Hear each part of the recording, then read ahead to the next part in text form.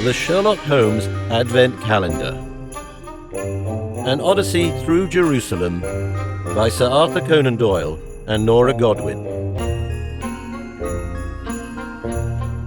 Narrated by Peter Silverleaf. 13.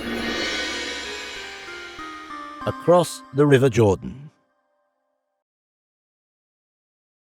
Some time passed while Holmes and I waited inside the kidnapper's carriage for the arrival in the Jordan Trench, and thus for our end in this world.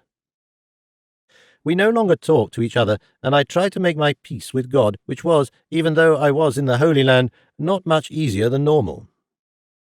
Nevertheless, a premature violent death with a shot to the head at the Jordan River did not seem inappropriate to me for a short time, since it flows into the Dead Sea.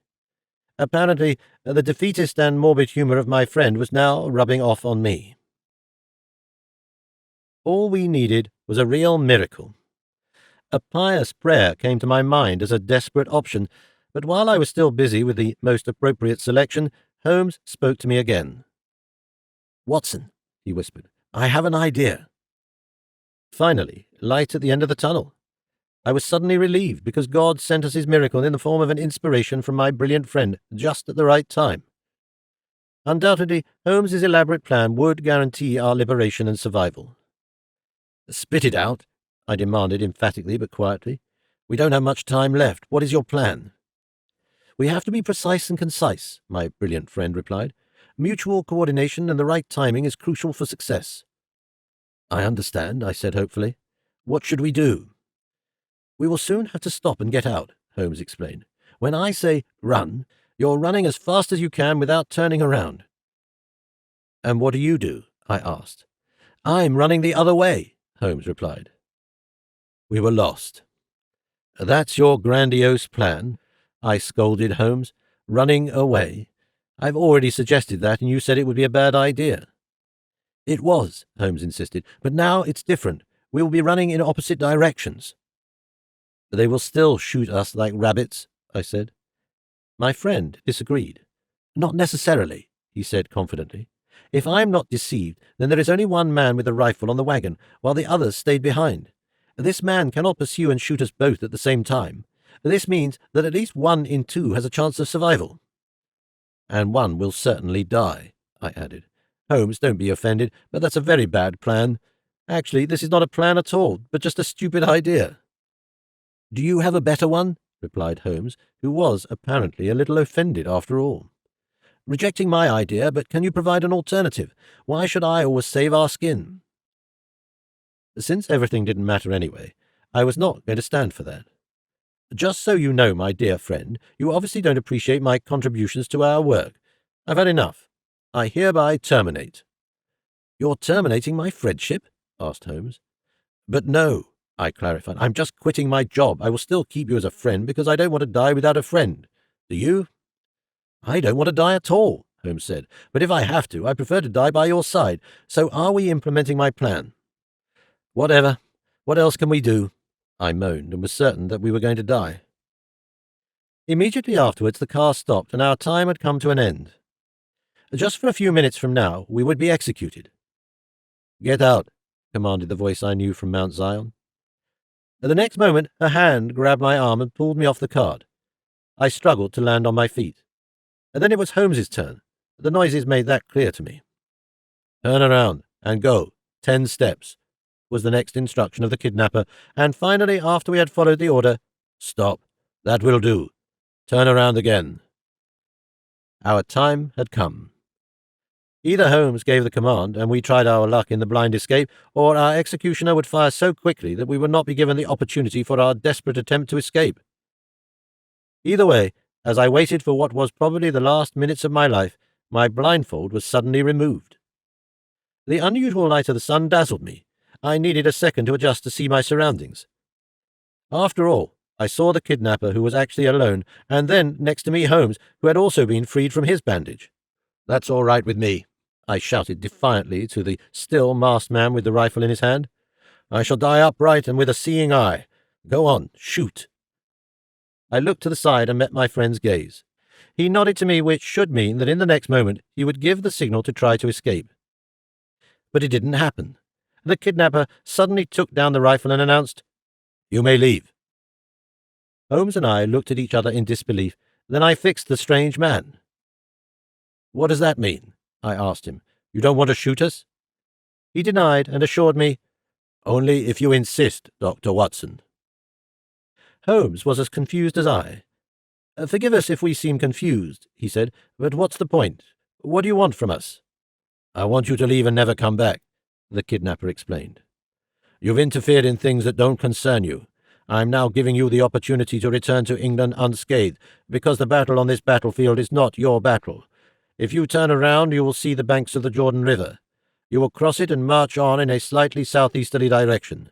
After about 10 miles, you will reach the Arab Christian settlement of Madaba. They will take care of you and help you find your way back home." "And if we refuse?" replied Holmes. "Then I will have to meet your expectations," replied the man in black. "Then you die on the spot. You should rather follow my instructions. Go across the Jordan River and never come back to Palestine. If we meet you again in Jerusalem, we consider you enemies. You will be killed without warning." "Hospitality looks different," I said with playful indignation.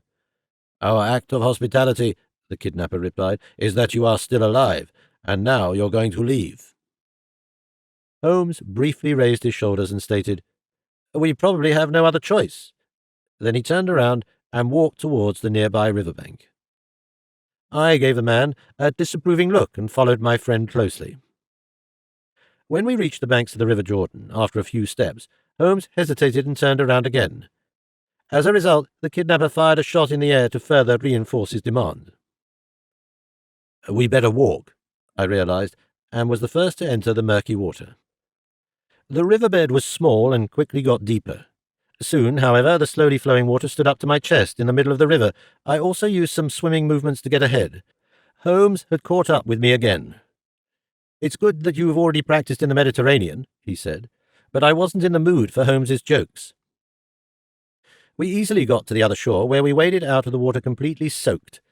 A look back showed that the armed kidnapper was still monitoring our progress, and so we kept walking further towards the given direction.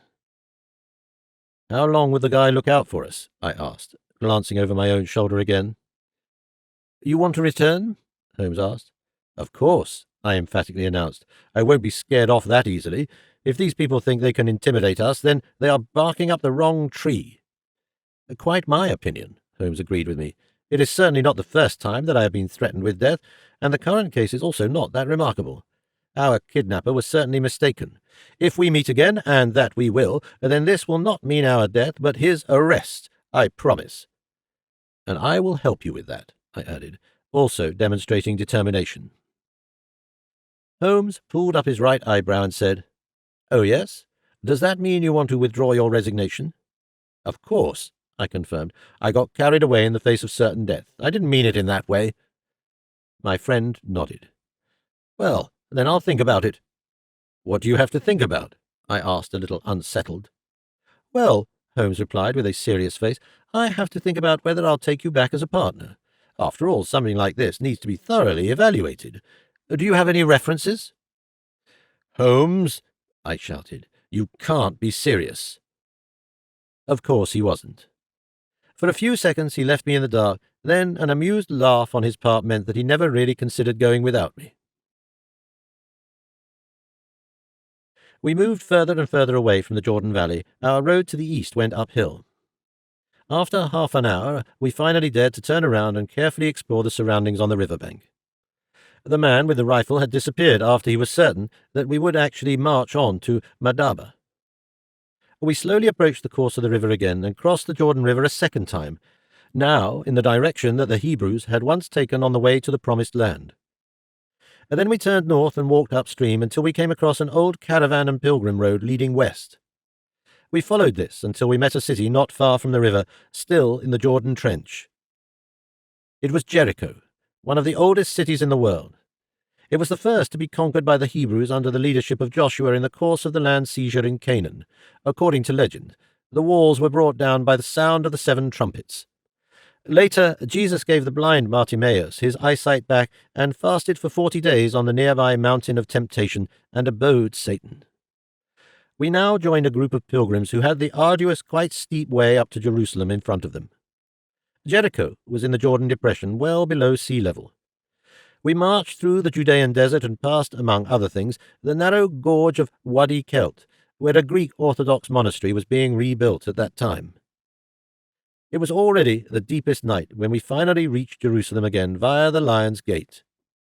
We were on the ropes, but still managed to find Salah's house in the dark maze of alleys.